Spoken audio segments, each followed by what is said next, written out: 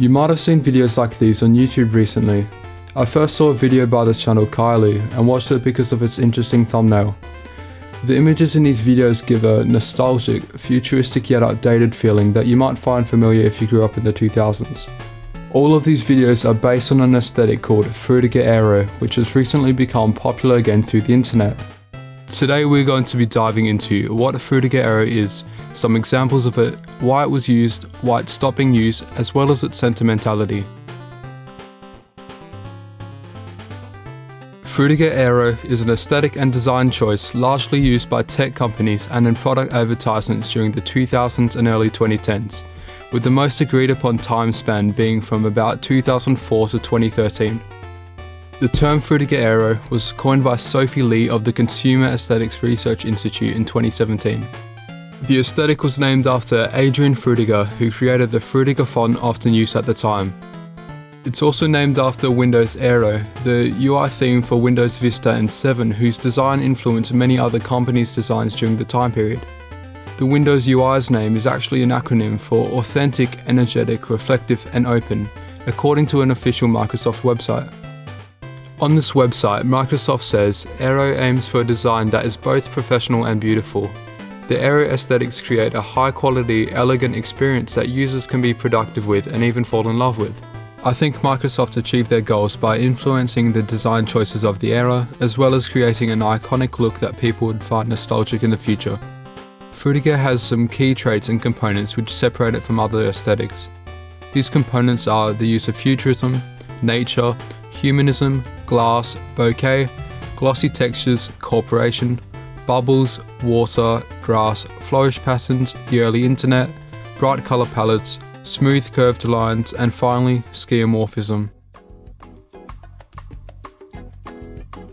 To understand Frutiger Aero, you should first understand skeuomorphism.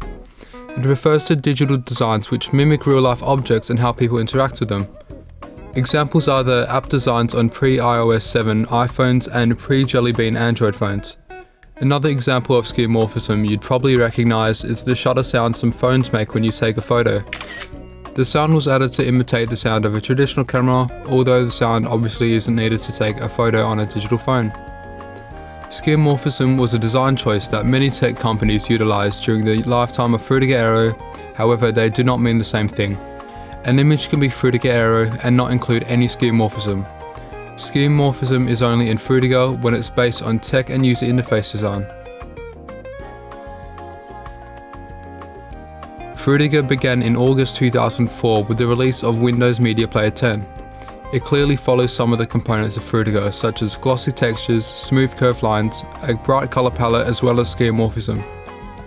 Microsoft's use of the aesthetic had an influence over the space of UI design in 2004, and it can be seen in consoles like the Nintendo DS, which released in November of the year, as well as the PlayStation Portable. I was going to mention Windows XP, which released before the start of Frutiger in October 2001, but the Frutiger Aero subreddit voted that it was a hybrid which borrows from both Frutiger and Y2K, so I'm not going to talk about it. However, the classic Windows XP wallpaper Bliss is definitely Frutiger. The wallpaper is also an example of something known as humanism. Humanism is another important concept and plays a key role in Frutiger's early use. It's the concept of creating something that's relatable and accessible for the most amount of people. In Frutiger Aero, accessibility is achieved using familiar items like people, nature and water. These are also shown in the colors chosen. For example, green is comparable to nature, white is comparable to clouds, and blue is comparable to the ocean or sky, like in the Windows XP Bliss wallpaper. Some examples of humanism could include the Windows 7 login screen and the Wii and Wii U consoles. One of the main reasons humanism and skeuomorphism existed was to introduce people into the growing market for technology at the time. They were used to make less tech-savvy people more comfortable using new technology before easing them into the more simplified but utilitarian technology choices seen today. Now that you hopefully have an understanding of Frutiger Aero, we can get into some examples of it. For technology, notable examples are the UI designs of Windows Vista and 7. These designs feature glossy textures, skeuomorphism, smooth curved lines, and a bright color palette, all characteristics of Frutiger Aero. Both of these UI designs aim to create an elegant and visually appealing user experience, aligning with the goal of Windows designs as stated earlier. Of course, the iconic Windows XP wallpaper Bliss is also Frutiger through its use of humanism. Humanism is conveyed through the green landscape and rolling hills, blue sky and fluffy clouds. It uses humanism to be accessible and familiar to new and reluctant users of technology at the time. The internet was a relatively new concept when XP was released. Moving on to consoles, the Nintendo DS and 3DS both incorporate elements of Frutiger Aero. While the original DS was released near the start of Frutiger's lifespan, the 3DS is considered part of the late Frutiger era. Both consoles feature glassy textures, smooth curved lines, skeuomorphism, as well as ambient sounds, which are commonplace in other consoles in the lifespan of Frutiger. The Wii and Wii U consoles also embrace the Frutiger aesthetic through their user interfaces, which use glossy textures, bright colors, and a humanistic approach. Both Wii consoles were targeted towards family audiences, which can be seen in the advertisements, as well as the Wii Sports games auto-installed on the Wii. Humanistic design was also used to make families more comfortable with using these consoles. The Wii shop, where people could download games, also has Frutiger elements, as well as the ambient sounds. The last examples for consoles I'll talk about are the PlayStation 2 and 3. Although the PS2 was released in 2000 before the start of Frutiger, it still uses some of its features. The UI designs of both these gaming consoles borrow glass textures, smooth curved lines, and a vibrant color palette. Also the PS3 starting screen, just look at it. Moving on to phones, pre-iOS 7 iPhones and pre-Jelly Bean Android phones both use components of Frutiger Aero. They embrace glossy textures, bright color schemes, smooth curved lines, and skeuomorphic elements. Various advertisements for Apple products, Samsung products, Nokia flip phones, cars, and other products also fit within the aesthetic. These advertisements also had a focus on nature and humanistic design. The "now that's what I call music" covers also incorporate Frutiger elements. You can already see the glare coming off the font, the bad Photoshop work, and the water elements in these covers fits right in with the aesthetic. As said earlier, the Wii consoles have a major focus on humanism because of its target audience. The actual games on the consoles also do, like Wii Sports with its nature, outdoor environments and shiny surfaces. Other games which fit in the aesthetic are Mario Galaxy 1 and 2. Mario Kart 7 also has Frutiger aspects in levels like Coconut Mall, which I personally remember the best. A lot of these tracks are set outdoors, and even some that don't, like Coconut Mall, still manage to include greenery in the track. Rhythm Heaven from the DS is one of my favourite childhood games, and some of the songs from it will be playing throughout the video. The menu of the game is Frutiger in my opinion, with its gloss and vibrant colours. Another game I played a lot on the DS was Puzzle Bobble Galaxy. Again, it uses glossy and futuristic textures and smooth curved lines. I would also consider aspects of Skylanders to be Frutiger, such as its use of nature and water. Lastly, Portal is Frutiger. This one doesn't need much explaining. Moving on to movies, the B-movie is actually Frutiger Aero. It uses a shiny and smooth animation style and focuses on nature and environmental issues, which appeals to humanism. The same can be said for WALL-E, which shows a futuristic and dystopian society filled with corporate greed and pollution. The last two examples and their focus on environmental issues also relate to a subgenre of Frutiger known as Frutiger Eco. We'll get more into that later. This part of the video isn't as important, as Frutiger usually refers to design and imagery. However, certain types of music can also be associated with Frutiger, and are used in these playlist videos that are becoming more popular. Personally, I associate Frutiger with video game music, ambient music, corporate business music, and smooth jazz, or anything that could fit behind an early 2010s iPhone commercial. The last type of examples I want to focus on are physical locations. IKEA is a good example. They often use natural elements like plants, greenery, and wooden textures. 2000s office spaces, hospitals, and general architecture from this period also fit in the aesthetic for the same reasons. Dentist offices are another example, and maybe it's because a lot of them are family owned, but some don't seem to get updated for years and seem to be stuck in the era. In the present, the main category of products that still use Frutiger are cleaning products like soaps, detergents, medicines, shower products, and air fresheners. This is because of how well it fits the type of products. The use of shiny, smooth, and bubbly textures makes perfect sense to show the purpose of these products. Examples are the designs on Fabuloso multi-purpose cleaner, Ajax cleaner, soft soap, and Dove shampoo. Understanding and recognizing similar aesthetics to Frutiger is useful in my opinion, as it puts it in context and allows you to easily pick apart its specific traits and how they differ from similar aesthetics. First off is the Y2K aesthetic. It's commonly known as the predecessor to Frutiger and lasted from 1997 until 2004. Y2K stands for year 2000 and is named after the millennium bug, the idea that when the year changed from 1999 to 2000, computers and other systems would crash unless computer software was replaced before then. It was actually a pretty serious issue at the time.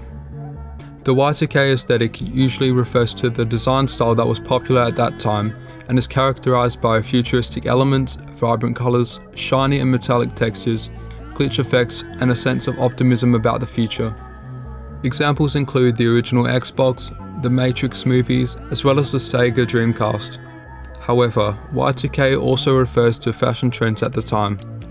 This is different to Frutiger, which doesn't focus on fashion as much.